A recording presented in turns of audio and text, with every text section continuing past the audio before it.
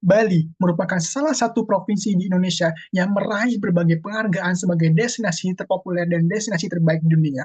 Hal ini menunjukkan Bali memiliki potensi pariwisata terbaik di Indonesia yang diakui oleh beberapa lembaga di dunia.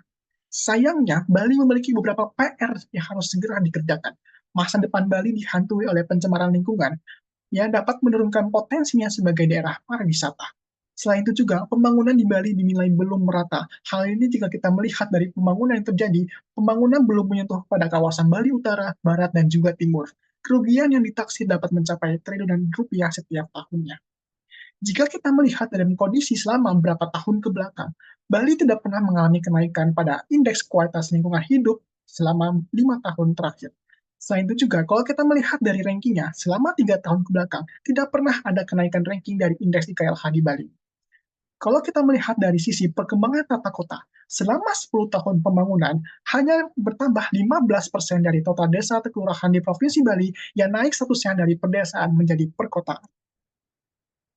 Oleh karena itu, kami, AW Teams, yang beranggotakan Firhan, Maria, Ferry, dan juga Rifki, akan mengusung sebuah solusi yang berjudulkan Strategi Peningkatan Green Public Service di Provinsi Bali dengan inovasi pemanfaatan data remote sensing dan teknik machine learning untuk optimalisasi pembangunan ramah lingkungan.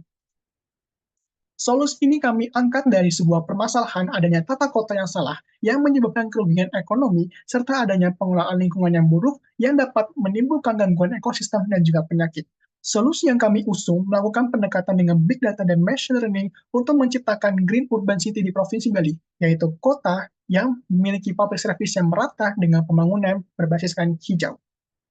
Adapun objektif dari solusi ini adalah yang pertama kami melakukan pemetaan terhadap indeks kualitas lingkungan hidup di Bali hingga pada resolusi 2,4 km persegi dengan bantuan big data berupa remote sensing dan juga teknik measuring. Selain itu juga kami akan membangun dashboard dari hasil visualisasi tersebut. Kami juga mengidentifikasi adanya pola sebaran distribusi public service di Bali dan mengevaluasinya terhadap kualitas lingkungan hidup. Manfaat yang didapat dari solusi kami adalah pemerintah Provinsi Bali dapat melakukan pemetaan EKYH pada level yang sangat granular pada data dengan hampir tepat waktu dengan tenaga, biaya, dan waktu yang lebih rendah. Selain itu juga adanya pemerataan layanan publik yang sejalan dengan peningkatan kualitas lingkungan hidup untuk mendukung pembangunan hijau di Bali. Kami juga mengintegrasikan strategi peningkatan pembangunan green public service dan berkelanjutan untuk membantu pada pemangku kepentingan terkait dalam pembuatan kebijakan. Data yang digunakan dalam penelitian ini berasal dari sensor penginderaan jauh yaitu citra satelit multisumber. Pada aspek kualitas udara, maka digunakan data polusi seperti CO, NO2, SO2, ozon, formaldehid, dan aerosol. Polusi tersebut dapat berasal dari aktivitas industri dan pabrik, kendaraan, dan pembakaran hutan. Pada aspek kualitas air, data yang digunakan adalah water dan chlorophyll index. Yang keduanya dapat mengukur kualitas air. Selain itu, topografi wilayah seperti tingkat kemiringan dan tingkat ketinggian menjadi penentu adanya sumber dan kualitas badan air.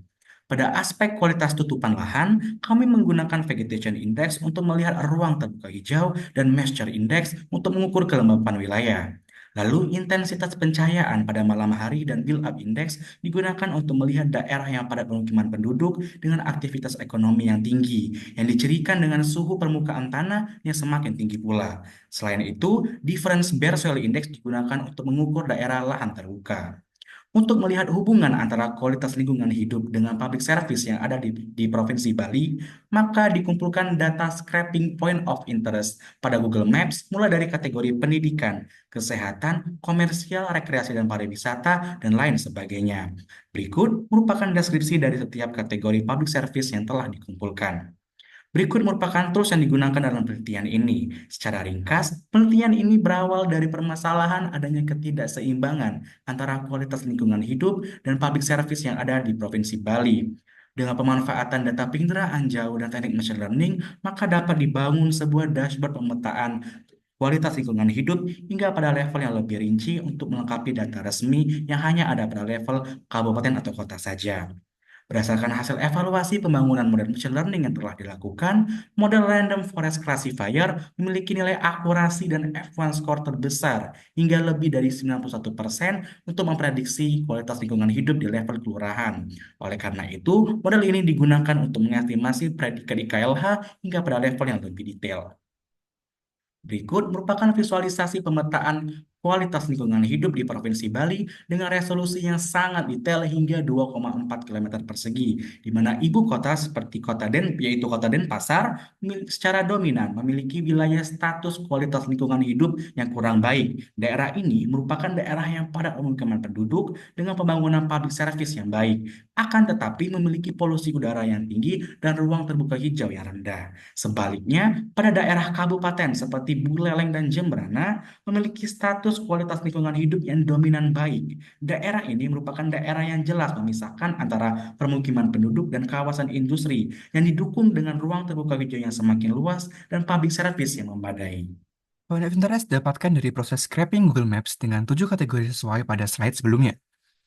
POI ini diimplementasikan dalam bentuk densitas atau density relatif jumlah points terhadap luas area per kilometer persegi. Secara umum, sebaran densitas POI di Bali masih relatif rendah. Sebaran densitas POI yang terklasifikasi tinggi berada di wilayah Kota Denpasar dan sebagian Kabupaten Buleleng. Semakin tinggi nilai densitas POI, semakin mudah aksesibilitas public service di wilayah tersebut.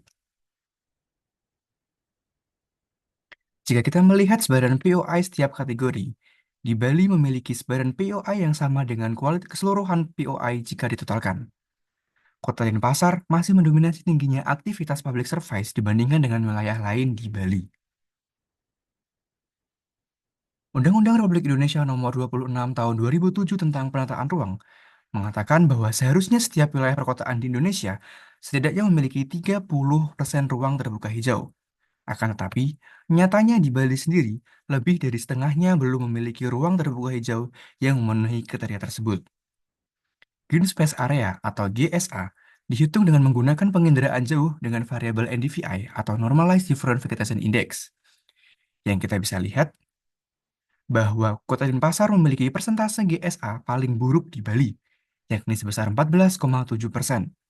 Padahal, Kota Denpasar memiliki densitas POI yang sangat tinggi dibandingkan dengan wilayah yang lainnya.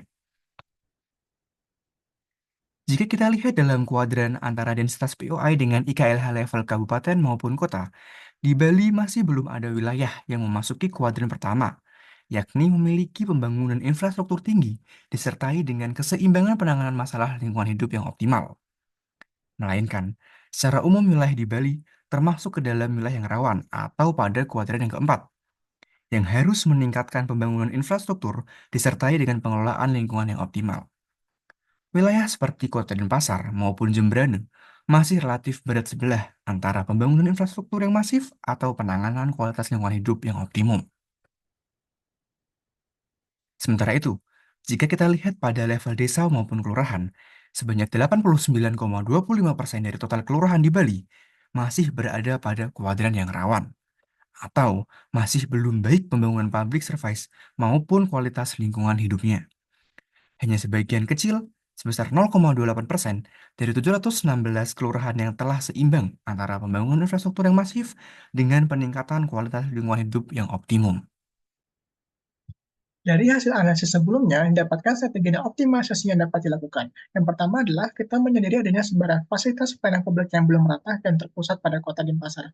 Oleh karena itu, pemerintah Provinsi Bali dapat meningkatkan pembangunan fasilitas publik dan pusat kegiatan ekonomi baru pada daerah Jembrana, Buleleng, Tabanan, Bangli, dan juga Karangasem, dan juga khususnya pada wilayah Barat Utara karena memiliki potensi sebagai penghubung dengan Pulau Jawa.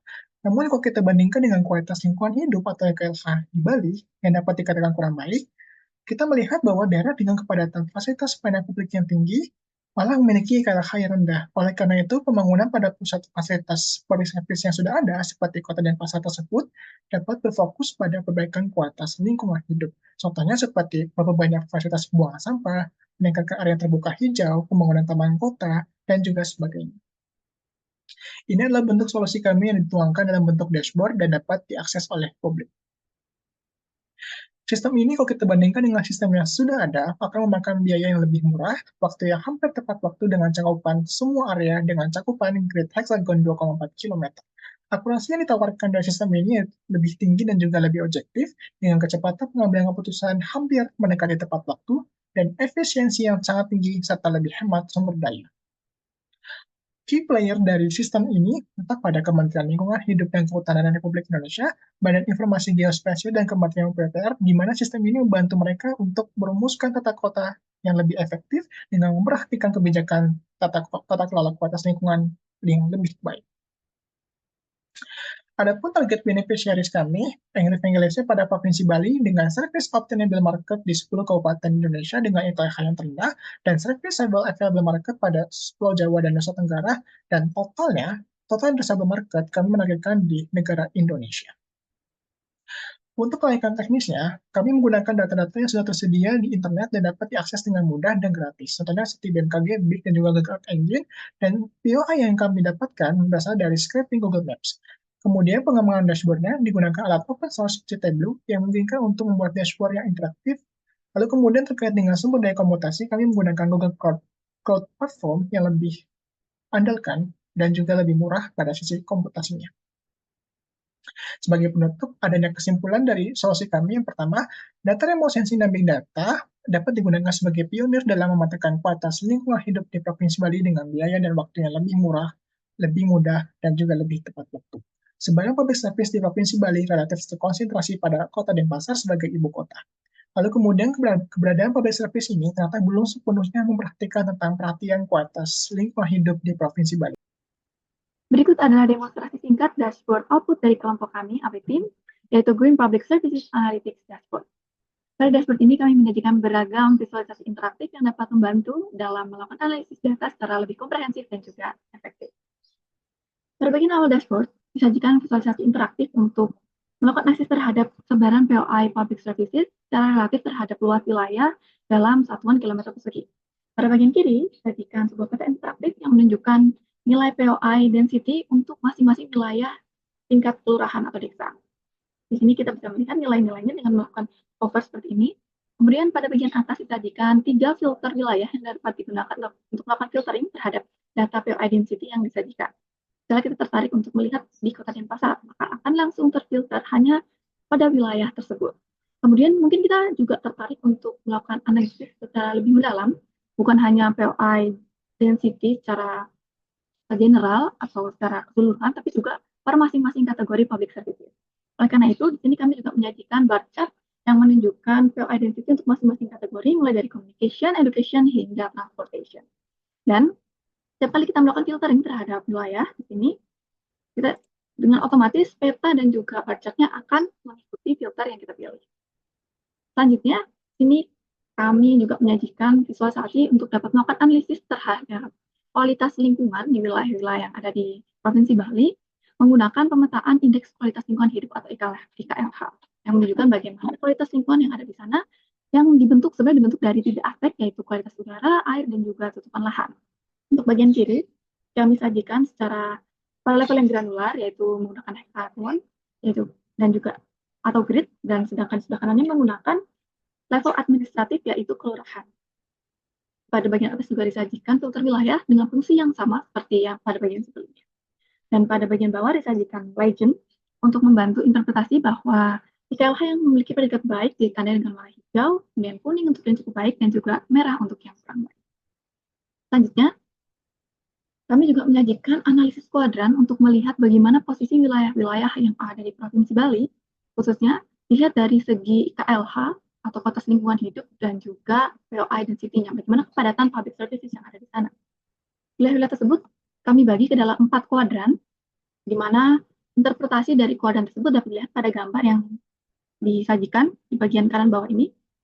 Sebagai contoh di sini untuk bagian kanan atas itu merupakan kuadran 1, yaitu zona berkelanjutan. Nah, visualisasi kuadran ini kami sajikan dengan 2 level, yaitu kabupaten kota dan juga kelurahan, sehingga dapat membantu analisis yang lebih komprehensif mengenai bagaimana hubungan antara IKLH dan juga POI density. Selanjutnya kami juga menambahkan visualisasi untuk average green area yang menunjukkan berapa persentase ruang hijau yang ada di wilayah-wilayah tersebut. Nah, sebagai contoh di sini ada Kota Denpasar yang memiliki persentase green area-nya 14,70. Sehingga di sini ruang publiknya rata-rata sebesar itu di wilayah Kota Denpasar dengan legend yang sudah tertera pada bagian bawah. Sekian yang dapat saya sampaikan. Terima kasih.